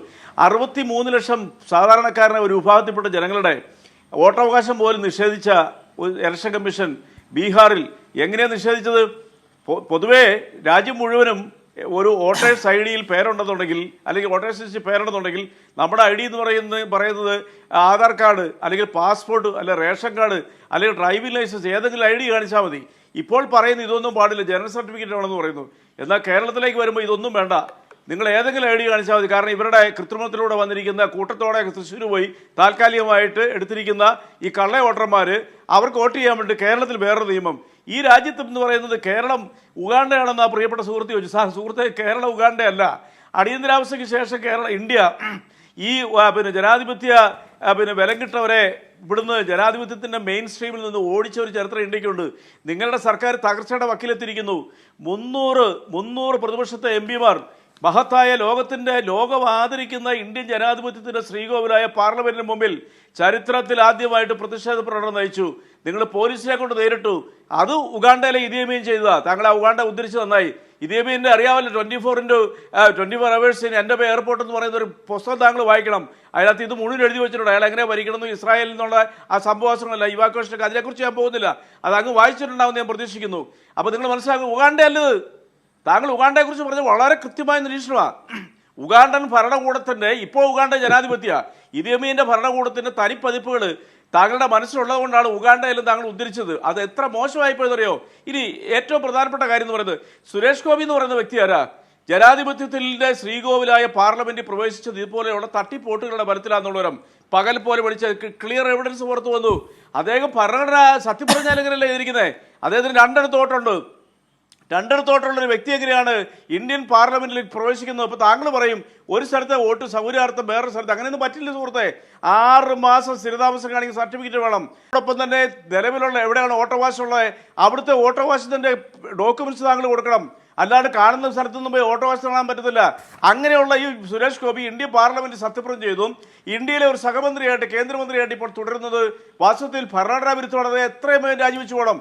ഒന്ന്. രണ്ടാമത്, തൃശ്ശൂരിൽ 60,000 കള്ള വോട്ടുകൾ ഇതുപോലെ തന്നെ ആലത്തൂരിന്, അതായത് ഇതിൻ്റെ അതിർത്തി പ്രദേശം ആലത്തൂരിൽ നിന്നൊക്കെ കൂട്ടത്തോടെ വന്ന് വോട്ട് ചെയ്യുന്നു. അത് കേവലം ദിവസങ്ങൾക്ക് മുമ്പ് ആഡ് ചെയ്യുന്നു. ജില്ലാ കളക്ടർക്ക് പോളിംഗ് സ്റ്റേഷനിൽ വെച്ച് പരാതി കൊടുക്കുമ്പോൾ ജില്ലാ കളക്ടർ പറയുന്നു അവരെ വോട്ട് ചെയ്യാൻ അനുവദിക്കുന്നു പറയുന്നു. ആ ജില്ലാ കളക്ടർ ഇപ്പോൾ അമിത്ഷായുടെ പേഴ്സണൽ സ്റ്റാഫിൽ ഒരു അംഗമായി മാറിയിരിക്കുന്നു. കേന്ദ്ര തെരഞ്ഞെടുപ്പ് കമ്മീഷനും അതേപടി ആവർത്തിച്ചുകൊണ്ട് സംസ്ഥാന തെരഞ്ഞെടുപ്പ് കമ്മീഷനിൽ ബഹുമാനപ്പെട്ട VS സുനിൽകുമാർ പരാതി കൊടുത്ത് പറഞ്ഞ വാക്കെന്താ അറിയോ? ഉഗാണ്ട സ്റ്റൈലിലായിരുന്നു. താങ്കൾക്ക് ഉറപ്പുണ്ടോ? ഇല്ലെങ്കിൽ താങ്കൾ ജയിലിലേക്ക് പോകുന്ന പറഞ്ഞേ, ജയിലിലേക്ക് പോകുന്ന വാക്കൊക്കെ ഉപയോഗിക്കുകയാണ് ഒരു തെരഞ്ഞെടുപ്പ് കമ്മീഷൻ. അപ്പം അത് ഉഗാണ്ട സ്റ്റൈൽ തന്നെ, എന്താ തർക്കിരിക്കുന്നത്? ഇനി സുരേഷ് ഗോപി ഇന്ന് മാധ്യമങ്ങളെ കണ്ടപ്പോൾ എന്താ പറഞ്ഞേ? 30-32 ദിവസങ്ങൾക്ക് ശേഷം എവിടെയോ പാത്തിരുന്നിട്ട് തൃശ്ശൂർ വന്നിട്ട് മാധ്യമങ്ങളെ കണ്ടപ്പോൾ അദ്ദേഹം ചോദ്യം എന്താ? അദ്ദേഹത്തിന് ശൈലി ചോദിച്ചാ, നിങ്ങൾ ആരാണ്? Go by, clear this fellows, പോലീസിനോട് പറയുക. ഇത് പറയുന്ന സുരേഷ് ഗോപി ആരുടെ പ്രതിബിംബാന്നാണ് താങ്കൾ പറയുന്നത്? ജനാധിപത്യത്തിന്റെ ഭാഷയാണോ അദ്ദേഹം ഉപയോഗിച്ചത്? 4th എസ്റ്റേറ്റ് എന്താണെന്ന് അങ്ങേക്കറിയോ? അങ്ങയുടെ പാർട്ടിക്ക് അറിയോ? 4ാം തൂണെന്ന് പറയുന്ന മാധ്യമങ്ങൾ പാവം. ആ മാധ്യമങ്ങൾ ഇങ്ങനെ മുമ്പിൽ പോയി മൈക്ക് നീട്ടുമ്പോൾ ഇദ്ദേഹം പറയുന്ന ധിക്കാരങ്ങൾ ആദ്യമല്ല കേരളം കാണുന്നത്. ഇവിടെ 4 പവൻ ചെമ്പിൽ പൂശി കബളിപ്പിച്ചില്ലേ ഒരു ക്രിസ്ത്യൻ പള്ളിയെ കൊണ്ട്, കിരീടധാരണ മാതാവിൻ്റെ അവിടെ കൊണ്ട് വെച്ച് ആ കളിപ്പീര് തന്നെയാണ് ഈ മനുഷ്യൻ ചെയ്തിരിക്കുന്നത്. ഇതൊരു സെൻട്രലൈസ്ഡ് തട്ടിപ്പാ. കേരളത്തിലും പുറമെ ഇവരെവിടെയെല്ലാം പ്ലാൻ ചെയ്തു അവിടെയെല്ലാം നടപ്പാക്കിയിരിക്കുന്നു. ഞാൻ ഈ ചർച്ചയിൽ ആവശ്യപ്പെടുന്നത്, ഇത് തൃശ്ശൂർ മാത്രം നോക്കിയാൽ പോരാ. ഇവർ 11 സീറ്റിൽ ലോക്സഭാ തെരഞ്ഞെടുപ്പിൽ 11 നിയമസഭാ മണ്ഡലങ്ങളിൽ ഇവർ 2ാം സ്ഥാനത്തെത്തി. അതെങ്ങനെയാണ് എത്തിയത്? ഇതുപോലത്തെ തട്ടിപ്പാണെന്നുള്ളത് വ്യക്തമായി കഴിഞ്ഞു. എസ്പെഷ്യലി ആറ്റിങ്ങൽ, ആലപ്പുഴ പോലുള്ള നിയോജക മണ്ഡലങ്ങളിൽ, കായംകുളം പോലെയുള്ള CPM-ന്റെ ജനാധിപത്യ രാഷ്ട്രീയ പ്രസ്ഥാനങ്ങളുടെ ഉരുക്കുകോട്ടയിൽ നിങ്ങൾ എങ്ങനെ 2ാം സ്ഥാനത്ത് വന്നു? ഇത് തന്നെയെന്ന് സംശയിച്ച് എന്താ തർക്കിക്കുന്നത്? നിങ്ങളുടെ വിശ്വാസം നഷ്ടപ്പെട്ടു പോയി. ആ നഷ്ടപ്പെടൽ 2019 മുതലുണ്ട്. ഇപ്പോൾ ഇന്ത്യൻ പാർലമെന്റിൽ നിങ്ങൾക്ക് വേണ്ടി ഇരിക്കുന്ന MP-മാരിൽ ഭൂരിപക്ഷവും ജനാധിപത്യത്തെ അട്ടിമറിച്ചുകൊണ്ടിരിക്കുന്ന എന്തെങ്കിലും ഉളുപ്പുണ്ടോ നിങ്ങൾക്ക് ഈ കാര്യങ്ങളൊന്നും സംസാരിക്കാൻ? താങ്കൾ ഇപ്പോൾ ഇവിടെ വെച്ച് വെല്ലുവിളിച്ചില്ലേ? താങ്കളുടെ വെല്ലുവിളി ആരോടാ വെല്ലുവിളിക്കുന്നത്? ജനാധിപത്യത്തെ അട്ടിമറിച്ച നിങ്ങൾ വെല്ലുവിളിക്കുന്ന ആരോടാ? അതാ ഞാനൊരു ഉദാഹരണം പറഞ്ഞത്. ഇന്ത്യൻ ജനത കഷ്ടപ്പെട്ട് നേടി ലോകത്തിന് മാതൃകയായ മഹാത്മാഗാന്ധിയുടെ നേതൃത്വത്തിൽ നേടിയെടുത്ത ഇന്ത്യയിലെ ജനാധിപത്യത്തെ, സ്വാതന്ത്ര്യത്തെയും പൗരന്റെ വോട്ടവകാശത്തെയും തെരഞ്ഞെടുക്കാനുള്ള അവകാശത്തെയും നിങ്ങൾ അട്ടിമറിച്ചിരിക്കുന്നു, വെല്ലുവിളിച്ചിരിക്കുന്നു. നിങ്ങളുടെ പ്രധാനമന്ത്രി ഭരണകൂടത്തിൽ ഇന്ത്യൻ ജനങ്ങളുടെ മാൻഡേറ്റോടുകൂടെയല്ല ഇന്ത്യ ഭരിക്കുന്നത്. സംശയമുള്ള കാര്യത്തിൽ 300 ഇന്ത്യൻ പാർലമെന്റിലെ അംഗങ്ങൾ ലോക ചരിത്രത്തിൽ ആദ്യമായിട്ട് ഈ മഹത്തായ രാഷ്ട്രത്തിന്റെ പാർലമെന്റിന് മുമ്പിൽ പ്രകടനം നയിച്ചപ്പോൾ നിങ്ങൾ പോലീസിനെ വിളിച്ച് വരട്ടിയാൻ പോയില്ലേ? ഇതാ നാളെ മുതൽ അത് ഇന്ത്യ മുന്നണി എന്ന് പറയുന്ന ജനാധിപത്യത്തിൽ വിശ്വസിക്കുന്ന 27-28 പറഞ്ഞ കക്ഷികൾ ഒറ്റക്കെട്ടായിട്ട് നാളെ മുതൽ സമര പരമ്പരകൾ നടത്തുക. ഇന്ത്യയിലെ പ്രമുഖ പട്ടണങ്ങളിൽ അവർ ഇറങ്ങാൻ പോവുകയാണ്. നിങ്ങളുടെ ഈ ജനാധിപത്യ ഈ ഭരണകൂടത്തെ താഴെ ഇറക്കാൻ, നിങ്ങളുടെ ഈ കൃത്രിമ മാർഗത്തിലൂടെ ഈ മഹത്തായ രാജ്യം ഭരിക്കുന്ന നിങ്ങളുടെ BJP സർക്കാരിനെ, ജനഹിതമില്ലാത്ത സർക്കാരിനെ താഴെ ഇറക്കിയിട്ടേ ഉള്ളൂ ഇന്ത്യയിലെ പ്രതിപക്ഷം അടങ്ങത്തുള്ളൂ. നിങ്ങൾ ചുമ്മാ ഇവിടെ നിന്ന് കൈ നീട്ടി ഉഗാണ്ടയാണെന്ന് ചോദിച്ച് വെല്ലുവിളിക്കണ്ട. അതിനുള്ള ചങ്കൂറ്റുള്ള ജനത ഇന്ത്യയിലുള്ളവർ. നിങ്ങൾ ധ്രുവരാട്ടിയുടെ സാമൂഹ്യ മാധ്യമങ്ങളിലെ ഇത് 15, 16, 17 മില്യൺസ് കവർന്നപ്പോൾ നിങ്ങൾ ഇന്റർനാഷണൽ ഇത് എന്താ പറയുക അന്തർദേശീയ തലത്തിൽ നിങ്ങൾ അനൗൺസ് ചെയ്തില്ല, അയാളെ അറസ്റ്റ് ചെയ്ത് കൊണ്ടിരുന്നു. എന്തു പറ്റി നിങ്ങൾക്ക് അറസ്റ്റ് ചെയ്യാനായിട്ട്? ഈ ലോകത്തെ ഏതെങ്കിലും ഒരു ജനാധിപത്യ രാജ്യത്തിലെ ഭരണകൂടം സ്വതന്ത്രമായി ചിന്തിക്കുന്ന ഒരു മാധ്യമപ്രവർത്തകരെ അറസ്റ്റ് ചെയ്യാൻ നിങ്ങൾ പറയുമോ? എന്നിട്ട് നിങ്ങൾക്ക് കൊണ്ടുവരാൻ പറ്റുമോ? ഒടുവിൽ അയാളെ പാകിസ്ഥാൻകാരാണെന്ന് പറഞ്ഞ് നിങ്ങൾ വിശേഷിപ്പിച്ചില്ലേ? ആരുടെ അടുത്താണ് നിങ്ങൾ വെല്ലുവിളിക്കുന്നത്? ഇപ്പോൾ തന്നെ നിങ്ങളുടെ സംസ്ഥാനത്തെ പ്രസിഡന്റ് പറഞ്ഞെന്താ, നിങ്ങൾക്ക് കോടതി പോയി തെളിയിക്കാൻ. മറ്റൊരാൾ പറഞ്ഞ എന്താ, മുൻ പ്രസിഡന്റ് പറഞ്ഞെന്താ, നിങ്ങൾക്ക് തൂങ്ങിച്ചാകാൻ മേലെന്ന്. ഇപ്പം രണ്ടുപേരും ഞങ്ങൾ കൃത്രിമ മാർഗത്തിലൂടെ വോട്ടർമാരെ ചേർത്തെന്ന് നിഷേധിച്ചിട്ടില്ല. നിങ്ങൾ സമ്മതിക്കുകയാണ്. എന്നിട്ട് കേരളത്തിലെ ജനങ്ങളെ വെല്ലുവിളിക്കുകയാണ്, പോയി തൂങ്ങിച്ചത്തുകൂടെ എന്നുള്ളവരും. അങ്ങനെയൊന്നും തൂങ്ങിച്ചാകുന്നവരല്ല കേരളത്തിലെ ജനങ്ങൾ, ഇന്ത്യൻ ജനതയും. അതിനാൽ ഞാൻ അടിയന്തരാവസ്ഥ ശേഷം ഉള്ള കഥകൾ പറഞ്ഞത് 11 സ്ഥലത്തും നിങ്ങൾ 2ാം സ്ഥാനത്തും 9 സ്ഥലത്തും നിങ്ങൾ വോട്ട് കൂടുതൽ നേടിയിട്ടുണ്ട് കേരളത്തിൽ. അവിടെയെല്ലാം ഈ പരിശോധനകൾ നടത്തണം. ഇലക്ഷൻ കമ്മീഷൻ അതിന് മോൻ തിരിച്ചിട്ടുണ്ടെങ്കിൽ ആ ഇലക്ഷൻ കമ്മീഷനെതിരെ പോലും ഈ കേരളത്തിലെ ജനങ്ങളും ഈ രാജ്യത്തെ ജനങ്ങളും കൂട്ടമായിട്ട് ബ്രിട്ടീഷുകാരനെ നേരിടേണ്ടവരും. ജനാധിപത്യത്തിൽ ആരുടെ വായടയ്ക്കാൻ നിങ്ങൾ നോക്കണ്ട. മോശമായ ഭരണഘടനാ സ്ഥാപനങ്ങളെ അധിക്ഷേപിക്കുന്നവർക്കെതിരെ നിങ്ങൾ നടപടി സ്വീകരിക്കൂ. പക്ഷെ ജനാധിപത്യപരമായിട്ട് ചെയ്ത തെറ്റിനെ വിമർശിക്കാൻ പാടില്ല നിങ്ങൾ പറയുന്നത്. നിങ്ങളുടെ ജനാധിപത്യ ബോധ്യമില്ലാത്തതുകൊണ്ടാണ്. ഒരു പേഴ്സണൽ സുരേഷ് ഗോപി കേരളത്തിലെ പാർലമെന്റ് അംഗം യഥാർത്ഥ രീതിയിൽ വന്നതല്ല എന്നുള്ളവരും അറ്റ്ലീസ്റ്റ് തൃശ്ശൂർക്കാർക്ക് ബോധ്യമായിട്ടുണ്ട്. മൗനം അവലംബിക്കുന്ന വാ തുറക്കാത്ത ഒരു പാർലമെന്റ് മെമ്പർ തനിക്ക് നേരെ വന്നിരിക്കുന്ന ആരോപണങ്ങൾ, തന്നെ വിശ്വസിച്ച് വോട്ട് ചെയ്ത ഒരു വിഭാഗത്തിനെ എന്താ പറയുക യാതൊരു നീതിയില്ലാതെ കണ്ട് 9 ദിവസം ജയിലടച്ചതിനെ പോലും ഒരക്ഷരം പോലും ഉണ്ടാതെ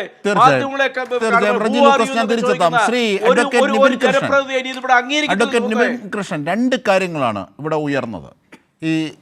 ഇവിടെ ഉയർന്ന 2 കാര്യങ്ങളാണ്. ഒന്ന്, എന്തുകൊണ്ടാണ് സുരേഷ് ഗോപി, ശരി താങ്കൾ നേരത്തെ സൂചിപ്പിച്ചു ഡ്രൈവർ ഒപ്പം ഉണ്ടാകണ്ടേന്ന്, അങ്ങനെയാണെങ്കിൽ അനുജനും കുടുംബവുമോ?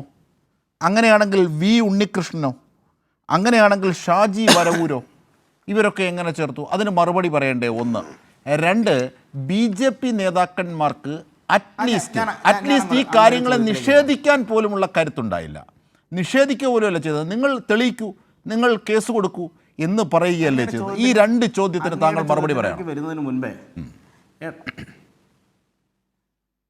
അതെ ഞാൻ മറുപടി പറയാം. അതിനു മുമ്പ് ഇടത് നിരീക്ഷകനായ റെജി ലൂക്കസ് ഇവിടെ ജനാധിപത്യത്തെക്കുറിച്ച് ഒരുപാട് സംസാരിക്കുന്നത് കേട്ടു.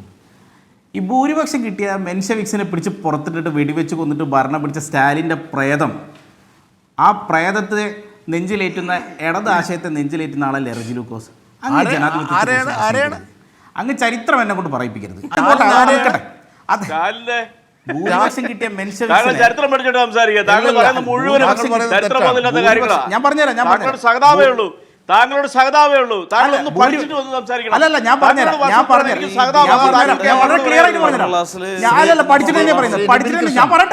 നിങ്ങൾ അതിന്റെ ഇടയിൽ ഇടപെടല്ലേ?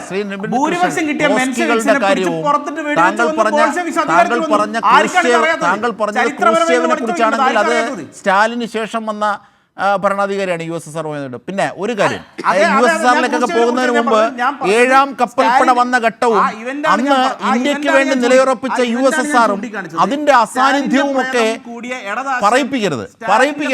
ശ്രീ നിപിൻ അല്ല സമരത്തെ ഒറ്റുകൊടുത്തവരാണ് ഇവർ ഈ RSS. ലോകത്ത് ഇന്ത്യൻ സ്വാതന്ത്ര്യ സമരത്തെ ഒറ്റുകൊടുത്തവരുടെ വക്കാലത്ത് വെച്ചിട്ടാണ് ഇവര് സ്റ്റാലിനെതിരെ ലെനിനെതിരെയൊക്കെ പറയുന്നത്.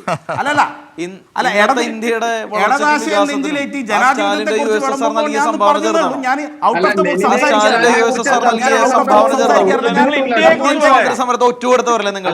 നിങ്ങളുടെ ഏതെങ്കിലും ഒരു നേതാവ് ഇന്ത്യൻ സ്വാതന്ത്ര്യ സമരത്തിൽ പങ്കെടുത്തു?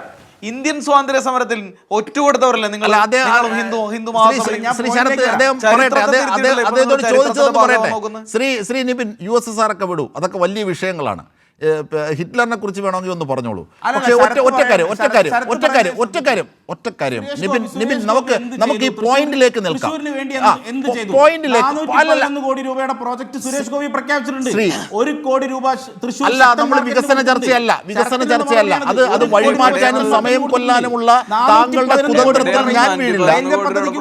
കുതന്ത്രത്തിൽ ഞാൻ വീഴില്ല. നമുക്ക് സ്പെസിഫിക് ആകാം. പോയിന്റ് പറയുന്നതിനിടയിൽ കൂടെ ഞങ്ങളുടെ മന്ത്രിക്കെതിരെ അടിച്ചാൽ അതിന്റെ മറുപടി ഞാൻ പറയും. നിപിൻ മറുപടി പറയൂ. നിങ്ങളുടെ നേതാക്കളും സുരേഷ് ഗോപിയുടെ മൗനവും നേതാക്കൾ ഈ വിഷയത്തെ നിഷേധിക്കുകയും ചെയ്യാത്തത് എന്താണ്? തെളിവ് കൊണ്ടുവരൂ, വേണമെങ്കിൽ തെളിയിക്കൂ. അതൊരു ധിക്കാരമല്ലേ? എന്തുകൊണ്ട് അതിനാവുന്നില്ല? ഉണ്ണികൃഷ്ണൻ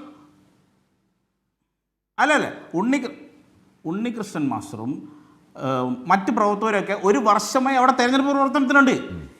ഇവരുടെ റെസിഡൻഷ്യൽ പ്രൂഫ് വെരിഫൈ ചെയ്ത് കോർപ്പറേഷനിലെ സോണൽ ഓഫീസറാണല്ലോ, അദ്ദേഹം സാക്ഷ്യപ്പെടുത്തിയ രേഖ വെച്ചിട്ടാണല്ലോ വോട്ട് ചേർത്തത്.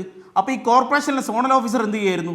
ഉണ്ണികൃഷ്ണൻ മാസ്റ്ററും മറ്റ് പ്രവർത്തകരും അവിടെ ഇലക്ഷൻ തെരഞ്ഞെടുപ്പ് പ്രവർത്തനത്തിൽ ഉണ്ടെന്നേ. ആരാ നിഷേധിക്കുന്നത്? അവർക്ക് അവിടെ റെസിഡൻഷ്യൽ പ്രൂഫ് ഉള്ളതുകൊണ്ടാണ് വോട്ട് ചേർത്തത്. റെജി ലൂക്കോസ് ഇവിടെ പറയണ്ടേ അങ്ങനെയൊന്നും വോട്ട് ചേർക്കാൻ പറ്റില്ല.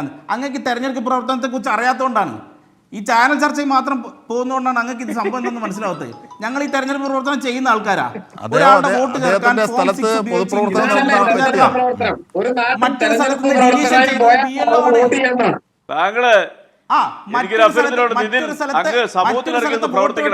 നിങ്ങൾക്ക് ടെക്നിക്കൽ കാര്യം അറിയില്ല എന്നുണ്ടെങ്കിൽ നിങ്ങൾ അറിയുന്ന ഒന്നെങ്കിൽ തെരഞ്ഞെടുപ്പ് കമ്മീഷനോട് ചോദിക്കാം, അല്ലെങ്കിൽ അറിയുന്ന ആൾക്കാരോട് പറഞ്ഞു കേട്ട് മനസ്സിലാക്കി.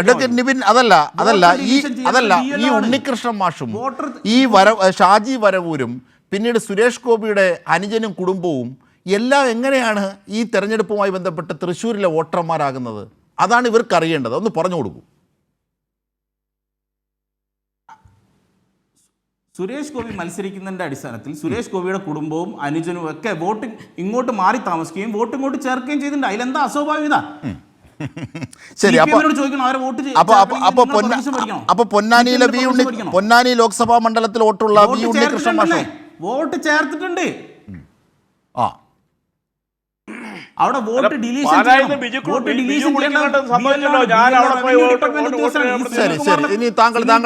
പാർട്ടി താങ്കളുടെ വാദം കൂടി പൂർത്തിയാക്കൂ. താങ്കളുടെ വാദം. അല്ലല്ല, ഇത് ഈ പാനലിലുള്ള 4 CPM പ്രതിനിധികളുണ്ടല്ലോ, അവരോട് 4 പേരോട് ചോദിക്കാം, ഉണ്ണികൃഷ്ണൻ മാസ്റ്റർ പൊന്നാനിയിൽ വോട്ട് ചെയ്തിട്ടുണ്ടോ? ഒറ്റ ചോദ്യം, വോട്ട് ചെയ്തിട്ടുണ്ടോ? പൊന്നാനിയിൽ വോട്ട് ചെയ്തിട്ടുണ്ടോ? വോട്ട് ചെയ്തിട്ടുണ്ടോ എന്ന് പരിശോധിക്കണം. ഉണ്ണികൃഷ്ണൻ മാത്രം പറയുന്ന കാര്യം. പൊന്നാനിയിൽ വോട്ട് ചെയ്തിട്ടുണ്ടോ? പൊന്നാനിയിലും തൃശ്ശൂരിലും വോട്ടുണ്ടോ? പൊന്നാനിയിലും തൃശ്ശൂരിലും വോട്ടുണ്ടോ? ശ്രീ നിപിൻ, പൊന്നാനിയിലും തൃശ്ശൂരിലും വോട്ടുണ്ടോ? ഒരു വാല്യൂ ചെയ്തിട്ടുള്ളൂ, ഒരു വോട്ട്. ശരി, അതാ CPM കണ്ണൂർ ബൂത്തുകൾ പിടിക്കുന്നത് പോലെ ഗ്രാമങ്ങളിൽ മുഴുവൻ ബൂത്തുകൾ മുഴുവൻ പിടിച്ച് കള്ളവോട്ട് ചെയ്യുന്നത് പോലെയല്ല. ഒരു വോട്ടേ ചെയ്തിട്ടുള്ളൂ. ഉണ്ണികൃഷ്ണൻ മാസ്റ്റർ ഒറ്റ വോട്ട് ചെയ്തിട്ടുള്ളൂ. മഹാനായ അംബേദ്കർ പറഞ്ഞിട്ടുണ്ട്, ഭരണഘടനാ സ്ഥാപനങ്ങൾക്കെതിരെ എന്തെങ്കിലും തരത്തിൽ ആക്ഷേപങ്ങളുണ്ടെങ്കിൽ നിങ്ങൾ ഭരണഘടനാ പ്രക്രിയയിലൂടെ പോകണം. നിങ്ങൾ ഒരു തരത്തിലും കേസിൽ പോകാൻ തയ്യാറല്ല. നിങ്ങൾ 1.5 കൊല്ലം കഴിഞ്ഞ് തോറ്റുപോയതിൻ്റെ വിഷമം തീർക്കാൻ ആക്ഷേപം ഉന്നയിക്കുകയാണ്. ഇതിന് BJPക്ക് എന്താ ചെയ്യാൻ പറ്റുക? നിങ്ങൾക്ക് എന്തെങ്കിലും തരത്തിൽ വിഷമമുണ്ടെങ്കിൽ നിങ്ങൾ ഇലക്ഷൻ തെരഞ്ഞെടുപ്പ്. ശരി, ഈ ഉണ്ണികൃഷ്ണൻ മാഷ് ഒരിടത്തെ വോട്ട് ചെയ്തിട്ടുള്ളൂ എന്ന് എങ്ങനെയാണ് ഒരിടത്തെ വോട്ട് ചെയ്തിട്ടുള്ളൂ എന്ന് എങ്ങനെയാണ് നിപിന് പറയാനാകുന്നത്? 2 വോട്ടുണ്ട്, അതാണ് തെളിവ്. ഈ CCTV ദൃശ്യങ്ങളടക്കം ഈ വിഷയത്തിൽ ഇരട്ട വോട്ട് നടന്നിട്ടുണ്ടോ എന്നത് പരിശോധിക്കണമെന്ന് രാഹുൽ ഗാന്ധി അടക്കമുള്ള ഇന്ത്യ മുന്നണിയുടെയും ഇടതമ്പിമാരും ഒക്കെ പറഞ്ഞിട്ടുണ്ട്. അതിൻ്റെ അടിസ്ഥാനത്തിലും പരിപ്രേക്ഷ്യത്തിലും തന്നെ തൃശ്ശൂരിനെയും കാണണം. എങ്ങനെയാണ് പൊന്നാനിയിൽ വോട്ട് ചെയ്തിട്ടില്ല എന്ന് ഞങ്ങൾ ഉറപ്പിക്കുന്നത് എങ്ങനെയാണ്? പരിശോധിക്കണം. തീർച്ചയായും പരിശോധിക്കണം. അല്ല അജിംഷാദ് അദ്ദേഹത്തോട് ചോദിച്ചു, യു പിയിലെ ഒരാള് 9 സ്ഥലങ്ങളിൽ വോട്ട് ചെയ്തു, 9 സ്ഥലത്തിൽ മഷി ഉണക്കി, അത് അയാൾ തന്നെ കൺഫ്യൂസ് ചെയ്തിരിക്കുന്നു. അതിനെന്താ ഇദ്ദേഹത്തിന് മറുപടി പറയാനുള്ളത്? കൺഫ്യൂസ് ചെയ്യല്ല, അതിന്റെ വീഡിയോ അദ്ദേഹം പബ്ലിഷ് ചെയ്തിരുന്നു. ഞാൻ താമരയ്ക്ക് കുത്തിയെന്ന് പറഞ്ഞുകൊണ്ട് അയാളെ ശിക്ഷിക്കണം, അയാളെ ശിക്ഷിക്കണം, അയാളെ ശിക്ഷിക്കണം. എല്ലാം നിയമമാർഗത്തിലൂടെ പോകട്ടെ, എല്ലാം നിയമമാർഗത്തിലൂടെ പോട്ടെ. നിങ്ങൾക്ക് വോട്ട് ചെയ്തേ, താമരയ്ക്കാ വോട്ട് ചെയ്തേ. അല്ല ഈ അജയകുമാർ നിബിൻ, ഈ അജയകുമാർ എന്ന് പറയുന്ന ഡ്രൈവർ ഉണ്ടല്ലോ, അതായത് സുരേഷ് ഗോപിയുടെ ഡ്രൈവർ, അദ്ദേഹം ശാസ്തമംഗലത്ത് വോട്ട് ചെയ്തിട്ടുണ്ട്. അദ്ദേഹത്തിൻ്റെ വോട്ട് ശാസ്തമംഗലമാണ്, തിരുവനന്തപുരം കോർപ്പറേഷനിൽ. പിന്നീട് അദ്ദേഹം ഈ പ്രസന്ന എന്ന വീട്ടുകാരി അറിയാതെ അവിടുത്തെ അഡ്രസ്സിൽ എങ്ങനെ വോട്ടറായി? കൈരളി ന്യൂസാണ് ഈ വാർത്തയും തെളിവും പുറത്തുകൊണ്ടുവന്നത്. എല്ലാവരും അറിയണം എന്ന് പറയുന്നത് ഈ വാശി പിടിക്കുന്നത് എന്തിനാ? എങ്ങനെ എന്റെ വീട്ടിന്റെ അഡ്രസ്സിൽ നിബിന്റെ വീടിന്റെ അഡ്രസ്സിൽ ഒരാൾ പുറത്തു നിന്ന് വോട്ടറായാൽ എങ്ങനെ അത് അംഗീകരിക്കാനാകും? ഈ പൂങ്കുന്നത്തെ ക്യാപിറ്റൽ വില്ലേജിലെ ഒരാളാണ് താമസക്കാര്, അവരുടെ പേര് പ്രസന്ന എന്നാണ്. അവരറിയാതെ അവരുടെ ബൂത്ത് നമ്പർ 30 ഹലോ പറഞ്ഞു കേൾക്കാം, പറഞ്ഞോളൂ. Booth number 30 capital garden, Chaithram, top paradise, Sreeshankari, capital village, ഇത്രയും സ്ഥലം, ഇത്രയും ഫ്ലാറ്റുകളുണ്ട്. ഇവിടെ എവിടെയും ആരും താമസമില്ല എന്നുള്ളതിനെ പറ്റിയിട്ട് സ്ഥിരീകരണമുണ്ട്. അവിടെയൊക്കെ വോട്ട് ചേർക്കപ്പെട്ടിട്ടുണ്ട്. ഈ പറയുന്ന അജയകുമാർ എന്നയാളുടെ വോട്ട് ചേർത്തിരിക്കുന്നത് പ്രസന്ന അശോക്. ഇപ്പൊ ചോദിക്കുന്ന ചോദ്യത്തിന്റെ ഒരു വല്ലാത്ത വിരോധാഭാസം നോക്കണം കേട്ടോ. വാശി പിടിക്കുന്നത് എന്തിനാണ്? എന്റെ വീട്ടിൽ വന്നിട്ട് വേറൊരാൾ വോട്ട് ചേർത്തിട്ടുണ്ടെങ്കിൽ എനിക്കറിയട്ടെ, പിന്നെ അത് അവരുടെ അവകാശമല്ലേ. എന്റെ വീട്ടിൽ ഈ പറയുന്ന ആളുടെ വീട്ടിൽ കൊണ്ടുപോയിട്ട് വേറെ ആരെങ്കിലും വോട്ട് ചോദിച്ചാൽ അയാൾ ചോദിക്കില്ലായിരിക്കും, അദ്ദേഹം ചോദിക്കില്ലായിരിക്കും, ഈ നാട്ടിലെ എല്ലാ പൗരന്മാരും ചോദിക്കും. വലിയൊരു കോമഡി എന്താണെന്നറിയാമോ? ഇപ്പൊ പറയുന്നതിന്റെ ഒരു ടെക്നിക്കൽ ന്യായം എന്താണെന്ന് അറിയാമോ? ഇവരെല്ലാവരും അവിടെ ഇലക്ഷൻ പ്രവർത്തനത്തിൽ പങ്കെടുത്തു. ഷാജി വരമൂര്, ഉണ്ണികൃഷ്ണൻ, ഈ പറയുന്ന കാസർഗോഡ് കിടക്കുന്ന ഒരു ആശീഷ്, ഇവരൊക്കെ ഇലക്ഷൻ പ്രചരണമായിട്ട് കുറെ കാലമായിട്ട് അവിടെ താമസം ഉണ്ടായിരുന്നു. എത്ര കാലമായി താമസം ഉണ്ടായിരുന്നു എന്നതിന് കൃത്യമായ രേഖയൊന്നുമില്ല. താമസം ഉണ്ടായിരുന്നു എന്നിവരങ്ങ് പറയുന്നു, അത്ര തന്നെ. ഇനി താമസം ഉണ്ടെന്ന് വെക്കുക. ഇലക്ഷന് ജയിക്കാനുള്ള വഴി എന്ന് പറയുന്നത് മറ്റ് വിവിധ സ്ഥലങ്ങളിൽ നിന്ന് ആളുകളെ ഒന്നാകെ കൊണ്ടുപോയി ഞങ്ങളിങ്ങനെ പല നാടുകളിൽ നിന്ന് ഡംപ് ചെയ്ത് ജയിപ്പിക്കും. അങ്ങനെ ജയിപ്പിക്കുന്നതിന് ടെക്നിക്കലി ശരി, നിങ്ങൾ വേണമെങ്കിൽ കൊണ്ടുപോയി കൊടുക്കാൻ. എന്തൊരു അപഹാസ്യമായ വാദമാണ്. തൃശ്ശൂരിലെ ജനതയുടെ MP ആയിട്ട് ഒരാളെ തെരഞ്ഞെടുക്കുന്ന ഇലക്ഷനാണ് അവിടെ നടക്കുന്നത്. തൃശ്ശൂരിലെ ജനതയുടെ MP തൃശ്ശൂരിലെ കാര്യങ്ങൾ പറഞ്ഞുകൊണ്ടാണ് അവിടെ വോട്ട് ചോദിക്കുന്നത്. തൃശ്ശൂരിലെ സാധാരണ മനുഷ്യരുടെ ആവശ്യങ്ങൾ പാർലമെന്റിൽ ഉന്നയിക്കാനായിട്ടാണ് അവിടേക്ക് പോകുന്നത്. അല്ലാതെ നിങ്ങൾ എന്തെങ്കിലും ഒരു കാര്യം പറഞ്ഞുകൊണ്ട് പുറത്തുനിന്ന് കുറെ ആൾക്കാരെ അവിടെ കൊണ്ടുവന്നിട്ട് ബോൺസായി പോലെ പ്ലാൻ ചെയ്ത് ആ ആൾക്കാരുടെ വോട്ട് വാങ്ങി ജയിക്കാൻ വേണ്ടിയിട്ടല്ല അവിടെ ഇലക്ഷൻ നടത്തുന്നത്. ആ നാട്ടിലെ ജനങ്ങളുടെ പ്രതിനിധിയായിട്ടാണ് അയാൾ പാർലമെന്റിലേക്ക് പോകേണ്ടത്. അതാണ് അതിന്റെ ജനാധിപത്യപരമായ ശരി. ധാർമ്മികത എന്നൊരു കാര്യത്തെ പറ്റി നിങ്ങൾ കേട്ടിട്ട് പോലുമില്ലേ? അത് കേൾക്കാതെയാണോ നിങ്ങൾ ഈ ചർച്ചയിൽ പങ്കെടുത്തുകൊണ്ടിരിക്കുന്നത്?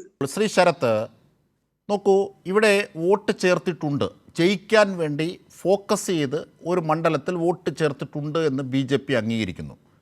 ഇതാ നോക്കൂ, ശ്രീ അഡ്വക്കേറ്റ് നിബിനും പറയുന്നു.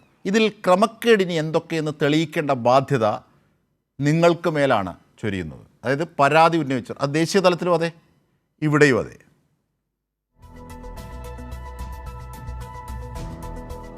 ഇന്നലെ BJPയുടെ ഒരു പരിപാടിയിൽ BJPയുടെ വക്താവ് അഡ്വക്കേറ്റ് ഗോപാലകൃഷ്ണൻ ഒരു മാധ്യമത്തോട് പ്രതികരിക്കുന്ന കണ്ടു. അദ്ദേഹം പറഞ്ഞത്, രാജ്യത്ത് എവിടെയുള്ള BJPക്കാർക്കും സുരേഷ് ഗോപിയെ ഇഷ്ടപ്പെടുന്ന ആളുകൾക്കും തൃശ്ശൂരിൽ വന്ന് സുരേഷ് ഗോപിക്ക് വോട്ട് ചെയ്യാനുള്ള അവകാശമുണ്ട് എന്നാണ് അദ്ദേഹം പറഞ്ഞത്. ഇന്ത്യൻ ജനാധിപത്യം നൽകുന്ന അവകാശത്തിന് വിരുദ്ധമായിട്ടാണ് BJPയുടെ അവകാശം. അവർ കേന്ദ്രഭരണം അവർക്കുണ്ട് എന്നുള്ളത് കൊണ്ട് ഏത് നാട്ടിലും ഏത് വോട്ടർ പട്ടിക തിരുത്താനും എന്ത് ക്രമക്കേട് നടത്താനും ആരെ വേണമെങ്കിൽ വോട്ടർ പട്ടികയിൽ തിരികെ കയറ്റാനുള്ള അവകാശം അവർക്കുണ്ട്. എൻ്റെ അറിവിൽ നേരത്തെ ഇപ്പോൾ ഈ കേരളം, പ്രത്യേകിച്ച് ഈ തൃശ്ശൂരിനോടൊക്കെ ചേർന്ന പ്രദേശം പാലക്കാട് എന്നൊക്കെ പറഞ്ഞു കഴിഞ്ഞാൽ ഇപ്പോൾ KR നാരായണൻ്റെ നാടാണ് ഈ കേരളം. ഇന്ത്യയുടെ രാഷ്ട്രപതി അയാൾ, അദ്ദേഹത്തിന് ഒരു വോട്ടേ ഉണ്ടായിരുന്നുള്ളൂ. ഇപ്പോൾ BJPയുടെ നേതാവ് ഉണ്ണികൃഷ്ണൻ മാഷ്ക്കും അതുപോലെ തന്നെ സുരേഷ് ഗോപിയുടെ ഡ്രൈവർക്കും സുരേഷ് ഗോപിയുടെ ജ്യേഷ്ഠനും സുരേഷ് ഗോപിയുടെ വീട്ടുകാർക്കും BJPയുടെ പ്രാദേശിക നേതാക്കന്മാർക്കൊക്കെ 2 വോട്ടും 3 വോട്ടൊക്കെ ഉണ്ട്. ഇവിടെ സാധാരണ ഇന്ത്യൻ പൗരന്മാർക്ക് 1 വോട്ടേ ഉള്ളൂ, ഇവർക്ക് 2 വോട്ടും 3 വോട്ടൊക്കെ ഉണ്ട്. അതാണ് വ്യത്യാസം. അതിനെന്താ കുഴപ്പമെന്നാണ് BJPയുടെ പ്രതിനിധി ചോദിക്കുന്നത്. ഗോപാലകൃഷ്ണൻ ചോദിക്കുന്നത് എന്താ കുഴപ്പം, സുരേന്ദ്രനും ചോദിക്കുന്നത് എന്താ കുഴപ്പം, BJPയുടെ നേതാക്കന്മാരും ചോദിക്കുന്നത് എന്താണ് കുഴപ്പമെന്നാണ്. ഇത് രാഷ്ട്രീയ ധാർമ്മികതയുടെ കുഴപ്പമാണ്, ഇന്ത്യൻ ഭരണഘടനയെ തകർക്കുന്നതിൻ്റെ കുഴപ്പമാണ്, ഇന്ത്യയുടെ ജനാധിപത്യത്തെ അപകടപ്പെടുത്തുന്നതിൻ്റെ കുഴപ്പമാണ്. ഈ മസിൽ പവർ ഉപയോഗിച്ചും പണക്കരുത്ത് കൊണ്ടും ജനാധിപത്യത്തെ തകർക്കുന്ന പരിശ്രമം. അംബേദ്കറെ കുറിച്ചൊക്കെ നേരത്തെ പറഞ്ഞു. അംബേദ്കർ എന്നുള്ള പേരുച്ചരിക്കാൻ നിങ്ങൾക്ക് എന്താ അധികാരം? അംബേദ്കറെ കുറിച്ച് പറയാൻ RSSന് എന്ത് അധികാരം? സ്റ്റാലിനെ കുറിച്ചുള്ള എന്നെ കുറിച്ചൊക്കെയാണ് ചർച്ച ചെയ്യുന്നത്. എടോ, ഇന്ത്യൻ സ്വാതന്ത്ര്യ സമരത്തിൽ എന്തെങ്കിലും ഒരു പങ്ക് നിങ്ങൾക്കുണ്ടോ? ഇന്ത്യൻ സ്വാതന്ത്ര്യ സമരത്തെ ഒറ്റുകൊടുത്തവരുടെ ചരിത്രമല്ലേ നിങ്ങൾക്കുള്ളത്? ഈ നാടിൻ്റെ ചരിത്രത്തിൽ അതിനെ ഇന്ന് കാണുന്ന നിലയിൽ രൂപീകരിച്ചതിൽ എന്തെങ്കിലും ഒരു പങ്കുള്ള പ്രസ്ഥാനമാണോ RSS? ഇന്ന് ഈ രാജ്യത്ത് ഈ നരേന്ദ്രമോദിയുടെ അധികാരം ഉപയോഗപ്പെടുത്തി സാധാരണക്കാരായിട്ടുള്ള ജനവിഭാഗങ്ങളെ വലിയ ദുരിതത്തിലേക്ക് തള്ളിവിടല്ലേ? ഇപ്പോൾ ഈ ഛത്തീസ്ഗഡ് സംഭവം ഉണ്ടായപ്പോൾ ഇവിടെ ഈ പള്ളിമേടകൾ മുഴുവൻ കയറി ഇറങ്ങി, അരമനകൾ കയറി ഇറങ്ങി, മുട്ടിലഴഞ്ഞ് കേക്ക് വാങ്ങിക്കൊടുത്ത് കിരീടം കൊടുത്ത് MP ആയി അധികാരത്തിൽ വന്ന ആള് ഇവിടെ ഈ തൃശ്ശൂർ ജില്ലയിൽ ഈ പാലക്കിലുള്ള ഒരു പള്ളിയിലച്ഛനായി ഛത്തീസ്ഗഡിൽ ആക്രമിച്ചില്ലേ? 2 കന്യാസ്ത്രീകളെ ഈ കേരളത്തിലുള്ളവർ ആക്രമിച്ചില്ലേ? ഈ കേന്ദ്രമന്ത്രി സുരേഷ് ഗോപി നാളിതുവരെ കഴിഞ്ഞിട്ട് ഒരക്ഷരം അതിനെതിരെ അരുതേ എന്ന് പറയാൻ ഈ സുരേഷ് ഗോപിക്ക് കഴിഞ്ഞോ? ഇന്നിപ്പോൾ ഒരു വീട്ടിൽ പോയൊരു നാടകമൊക്കെ കാണിച്ചു, ശരിയാണ്. പക്ഷേ ഈ വിഷയമുണ്ടായപ്പോൾ അരുതെന്നൊരക്ഷരം പറയാൻ ഈ പള്ളിമേടകൾ കയറി ഇറങ്ങിപ്പോയ ഈ MPക്ക് കഴിഞ്ഞോ? ഇങ്ങനെ ഒരു MP ഇവിടെ ഉണ്ടോ? ഈ നാട്ടിലുണ്ടോ? അയാൾ ഏത് നാട്ടുകാരനാണ്? ഈ തെരഞ്ഞെടുപ്പിൽ വന്ന് അയാൾ എവിടെയാണ് ജീവിക്കുന്നത്? എന്ത് പ്രവർത്തനമാണ് അയാൾ തൃശ്ശൂരിൽ നടത്തുന്നത്? എന്തെങ്കിലും ഒരു ഇടപെടൽ ഇവിടെ നടത്തുന്നുണ്ടോ? MP എന്നുള്ള നിലയിൽ അങ്ങേയറ്റ അപഹാസ്യമാണ്. ഒരു പണിയൂടെ ചെയ്യുന്നില്ല. മാത്രമല്ല ഈ കള്ളവോട്ടിന്റെ മേനി പറഞ്ഞു നടക്കുകയാണ്. കള്ളവോട്ട് കൊണ്ട് ജയിച്ച് മേനി പറഞ്ഞു നടക്കുകയാണ്. ഇപ്പോൾ സുനിൽകുമാർ ഉൾപ്പെടെയുള്ള LDFന്റെ സ്ഥാനാർത്ഥികൾ ഇതിനെ നിയമപരമായി നേരിടും എന്ന് പറഞ്ഞിട്ടുണ്ട്. തെരഞ്ഞെടുപ്പ് കമ്മീഷനെതിരായിട്ടുള്ള പോരാട്ടം ശക്താക്കുകയാണ്. നേരത്തെ തന്നെ ഞങ്ങളിത് പരാതിപ്പെട്ടിട്ടുണ്ട്. നേരത്തെ അയ്യന്തോളിൽ ഇത് പരാതിപ്പെട്ടിട്ടുണ്ട്, പൂങ്കുന്നത്ത് ഇത് പരാതിപ്പെട്ടിട്ടുണ്ട്. നിരവധി പ്രദേശങ്ങളിൽ, തൃശ്ശൂർ അസംബ്ലി മണ്ഡലത്തിലെ നിരവധി പ്രദേശങ്ങളിൽ LDFന്റെ പ്രവർത്തകർ, CPIMന്റെ പ്രവർത്തകർ ഈ പരാതി ഉന്നയിച്ചിട്ടുണ്ട്. ആ പരാതിയോട് പുറംതിരിഞ്ഞു നിൽക്കുന്ന സമീപനാണ് തെരഞ്ഞെടുപ്പ് കമ്മീഷൻ സ്വീകരിച്ചിട്ടുള്ളത്. അത് തൃശ്ശൂർ അങ്ങനെയാണ്, രാജ്യത്തെല്ലാവിടെയും അങ്ങനെയാണ്. ഈ നിലപാടാണ് തെരഞ്ഞെടുപ്പ് കമ്മീഷൻ സ്വീകരിച്ചത്. ശരത് പ്രസാദ്, ശ്രീ നിപിൻ, അപ്പൊ ഞങ്ങളെ സംബന്ധിച്ച് ഈ വോട്ട് കൊള്ളക്കെതിരായ ശക്തമായ പ്രതികരണം. ശ്രീ നിപിൻ, അതായത് തെരഞ്ഞെടുപ്പ് കമ്മീഷന്റെ ഭരണഘടനാ സ്ഥാപനത്തിന്റെ സുതാര്യത, അതിൻ്റെ ആധികാരികത, അതിൻ്റെ വ്യക്തത ഒക്കെ തെളിയിക്കേണ്ട ബാധ്യത അല്ലെങ്കിൽ നിലനിർത്തേണ്ട ബാധ്യത തെരഞ്ഞെടുപ്പ് കമ്മീഷനാണ്. തെരഞ്ഞെടുപ്പ് കമ്മീഷനുമായി ബന്ധപ്പെട്ട് ഇത്രയും കട്ട് ആൻഡ് ഡ്രൈഡായി തെളിവുകൾ നിരത്തുമ്പോൾ, ആരോപണങ്ങൾ ഉന്നയിക്കുമ്പോൾ, ആ ആരോപണം ഉന്നയിച്ചവർക്ക് നോട്ടീസ് അയക്കുകയും അവർ തെളിവ് കൊണ്ടുവരൂ എന്ന് പറയുകയും ചെയ്യുന്നത് എന്തൊരു വിചിത്ര നടപടിയാണ്. ജനാധിപത്യത്തിൻ്റെ ഏതെങ്കിലും തൂണുകളിൽ അത് സാധൂകരിക്കുന്നതാണോ ശ്രീ നിപിൻ? താങ്കളൊരു അഡ്വക്കേറ്റ് കൂടിയായതുകൊണ്ടാണ്. പ്രതിപക്ഷ നേതാവ് VD സതീശൻ താമസിക്കുന്നത് കണ്ടോൺമെൻറ് ഹൗസിലാണ്. പക്ഷെ അദ്ദേഹം വോട്ട് ചെയ്തത് പറവൂരാണ്. അദ്ദേഹത്തിൻ്റെ നാട് ചങ്ങവനാടാണ്. ബാലകൃഷ്ണപിള്ളയുടെ കുടുംബം വർഷങ്ങളായി തിരുവനന്തപുരത്താണ് താമസിക്കുന്നത്. അവരുടെ വോട്ട് കൊട്ടാരക്കരയാണ്. അദ്ദേഹത്തിന് തിരുവനന്തപുരത്ത് വോട്ടില്ല.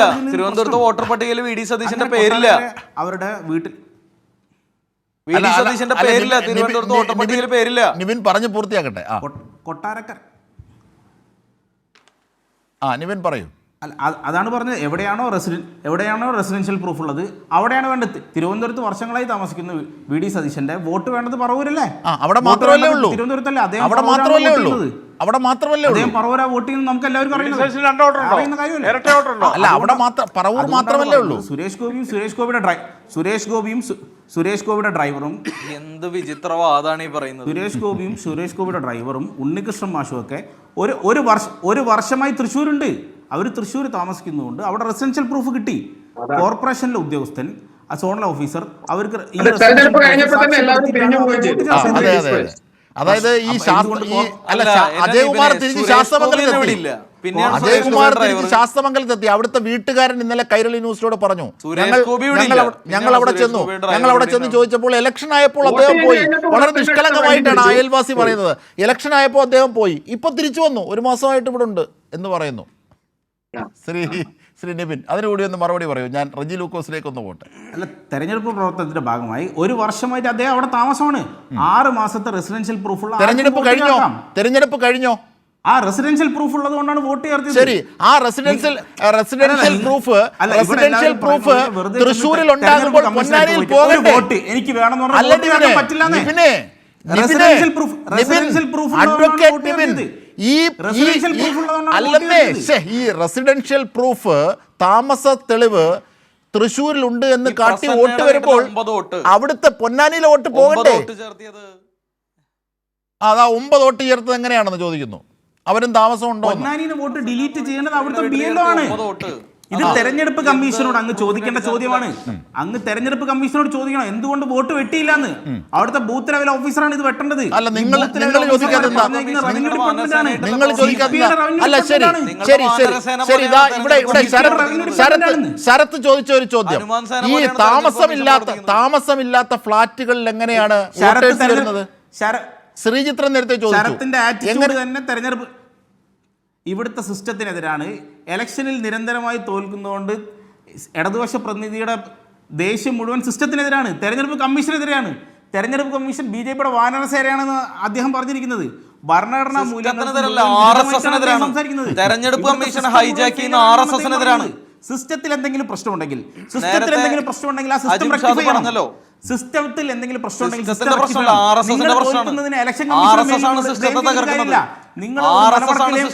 പാർട്ടിയായി പോയത് ഇലക്ഷൻ കമ്മീഷന്റെ പ്രശ്നമല്ല, നിങ്ങളെ ജനങ്ങൾ തിരസ്കരിച്ചിട്ടാണ്. നിങ്ങളുടെ പ്രധാനമന്ത്രി കേന്ദ്രമന്ത്രി നേരത്തെ ഒഴിവാക്കിയല്ലോ. നിങ്ങൾ ജനവിരുദ്ധരായതുകൊണ്ടാണ് ജനങ്ങൾ വോട്ട് ചെയ്തത്. ശരത്പ്രസാദ് ചോദിക്കുന്നത് കാതലായ ചോദ്യങ്ങളാണ്. നിബിൻ അതിനൊന്നും ഉത്തരവില്ല. നിബിൻ കാതലായ ചോദ്യങ്ങളാണ് അദ്ദേഹം ഡിവൈഎഫ്ഐ നേതാവ് ഉന്നയിക്കുന്നത്. താങ്കൾക്ക് അതിന് ഉത്തരവില്ല. നാഗ്പൂരിൽ RSSന്റെ കാര്യാലയത്തിൽ നിന്നല്ലേ നിയമിക്കുന്നത്? തെരഞ്ഞെടുപ്പ് ശരി, ഞാൻ ശ്രീ റജി ലൂക്കോസ്, അതായത് ഇതിന്റെ മുഴുവൻ പാപഭാരവും തെളിയിക്കേണ്ടത് തെരഞ്ഞെടുപ്പ് കമ്മീഷനാണ്. അതിലൊരു ശരിയുണ്ട്.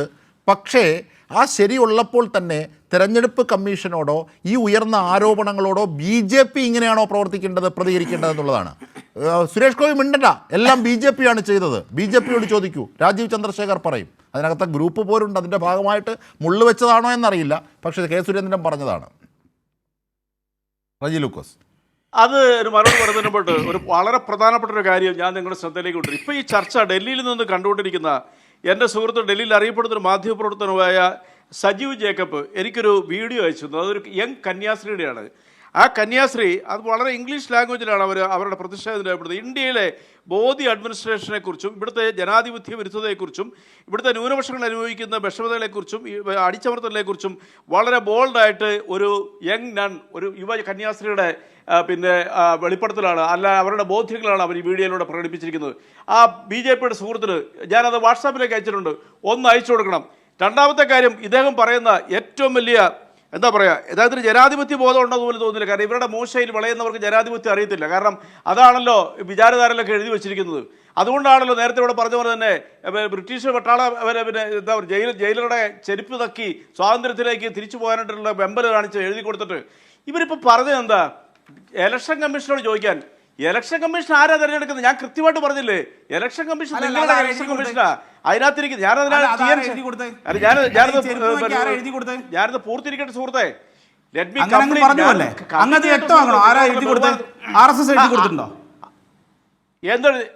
എന്തെഴുതി കൊടുത്തു?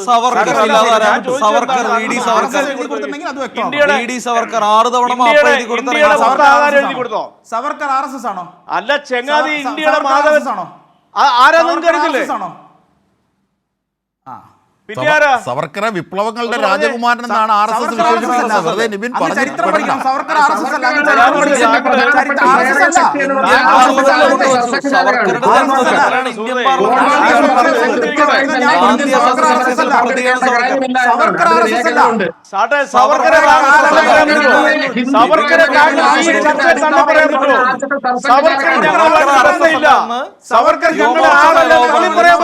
പറയൂ. സന്തോഷം.